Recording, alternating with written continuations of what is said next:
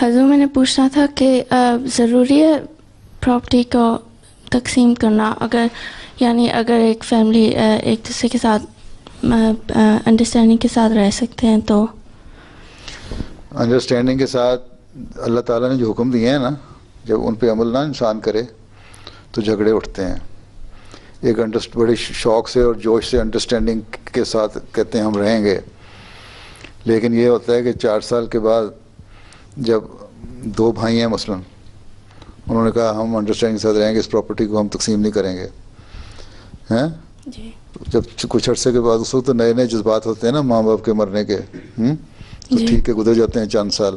جب اپنی ضروریات بڑھنی شروع ہوتی ہیں، اپنے بچے بڑے ہوتے ہیں، ان کی یونیورسٹی کے خرچے ہوتے ہیں، پڑھائیوں کے خرچے ہوتے ہیں، شادیوں کے خرچے ہوتے ہیں، پھر دونوں مینیج نہیں اس کو کر رہے ہوتے، ان میں سے ایک مینیج کر رہا ہوگا اوبویسلی، ٹھیک ہے نا. جی.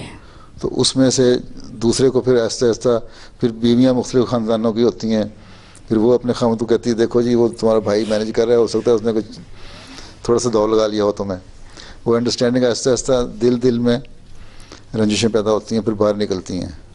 تو اس لیے اللہ تعالیٰ نے جو فرمایا ہے نا کہ تقسیم کرو، تو پہلے دن ہی تقسیم کر لینا چاہیے، اور تقسیم کر کے حصے لگا لو ہیں اپنے جی. کہ یہ میرا ہے، یہ تمہارا حصہ ہے، ٹھیک ہے.